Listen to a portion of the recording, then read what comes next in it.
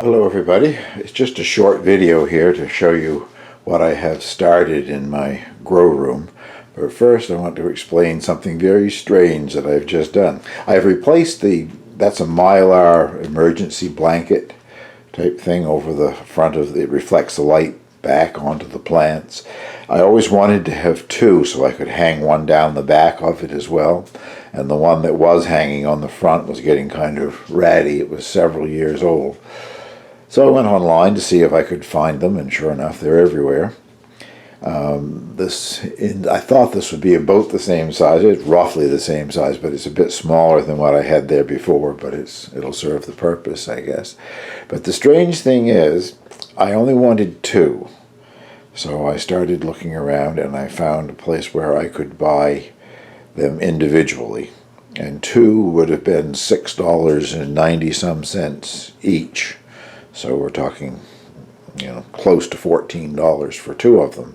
The same company in another place on the Amazon website sells the same emergency Mylar blankets, 10 of them, for $11.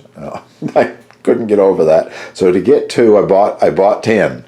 I've got 8 left over. What on earth I'll ever do with them all, I don't know, but it was cheaper to buy 10 than it was to buy 2 of them.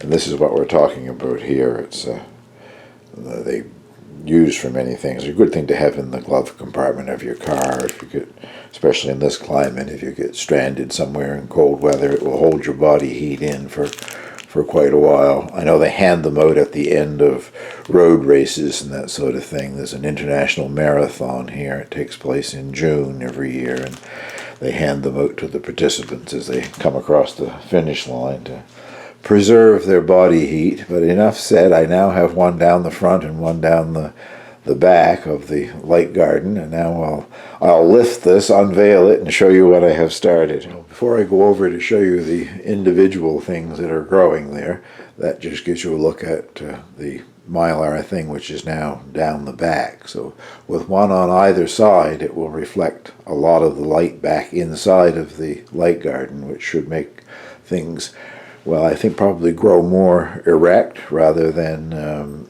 leaning one way or the other towards the light. It should even out the light. That's my thought on the whole thing anyway.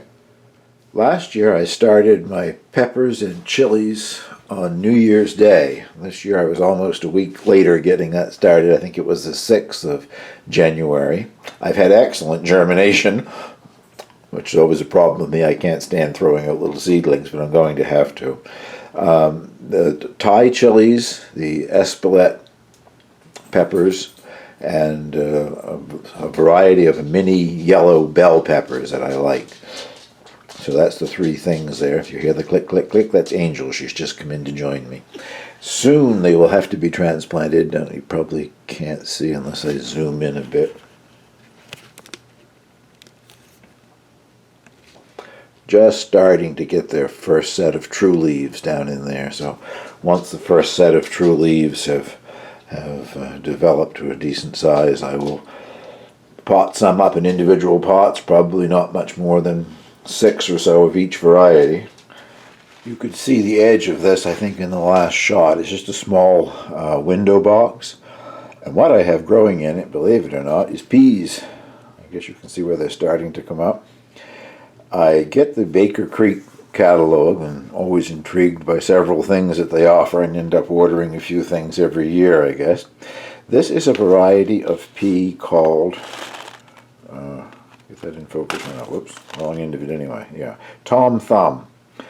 And it is an heirloom variety. It was started in England in the 19th century sometime. Brought into the U.S., I think, I don't see it here, but I think it said something like 1854 or something like that. Anyway, in 50 to 55 days it's supposed to produce peas, and it only grows 8 to 9 inches tall and doesn't require any support. So of course I had to try it in the house.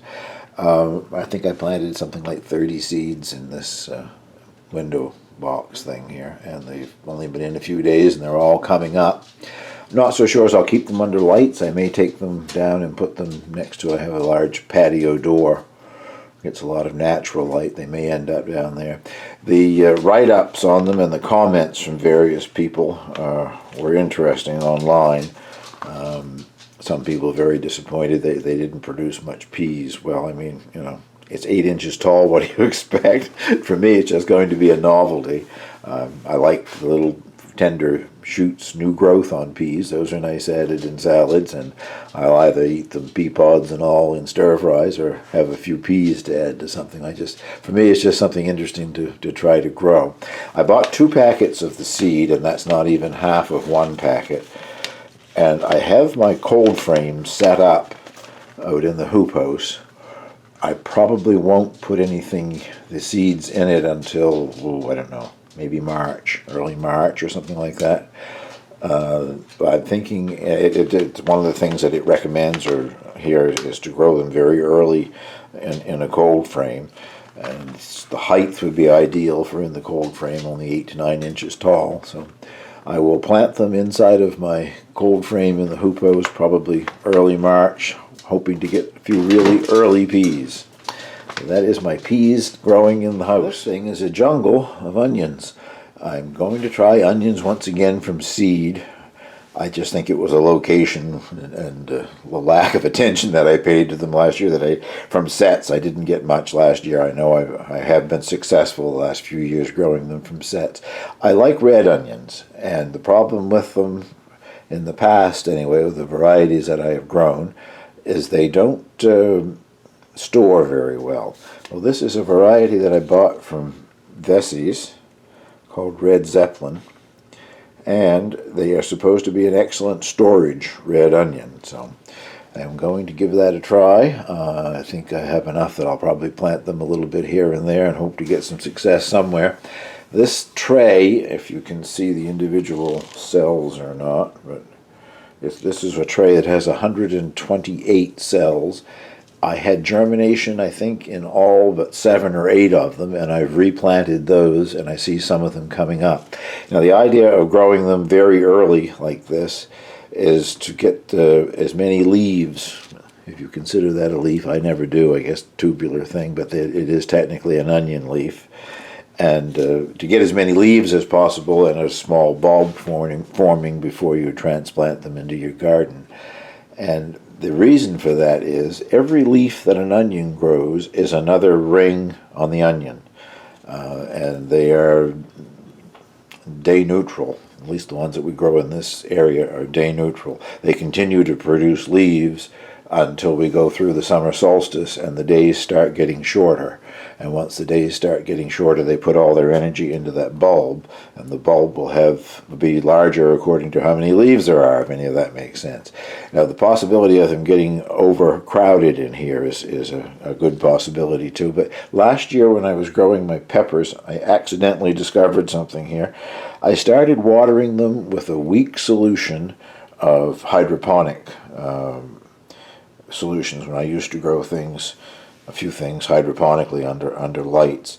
I have a 3-solution mixture called Flora Grow, I guess. I'm looking down at the container. I think that's what it's called. But anyway, I would mix up a large bucket of it with about 10 cc's of each one of the solutions.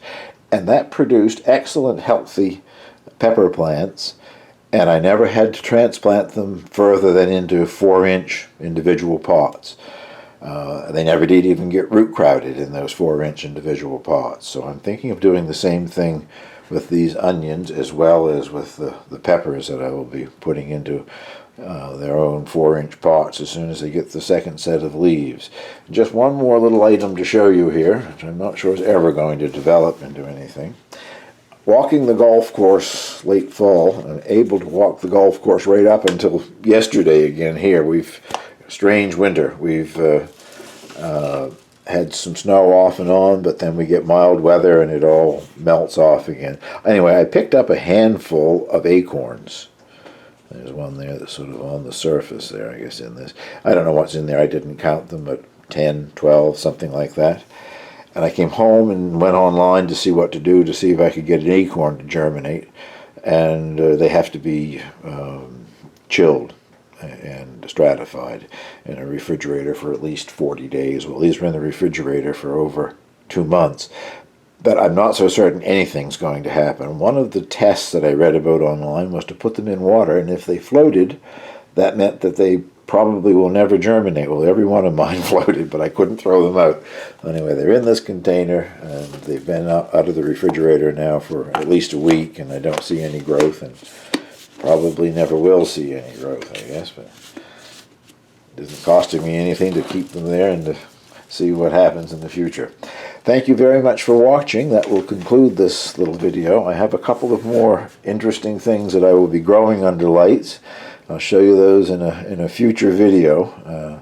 Seed haven't arrived yet. They're coming from the Annapolis Seed Company here in the Maritimes, and I had a note from the owner the other day that they're still packaging and they could rush my order if I wanted it rushed, but I didn't bother telling them to do that.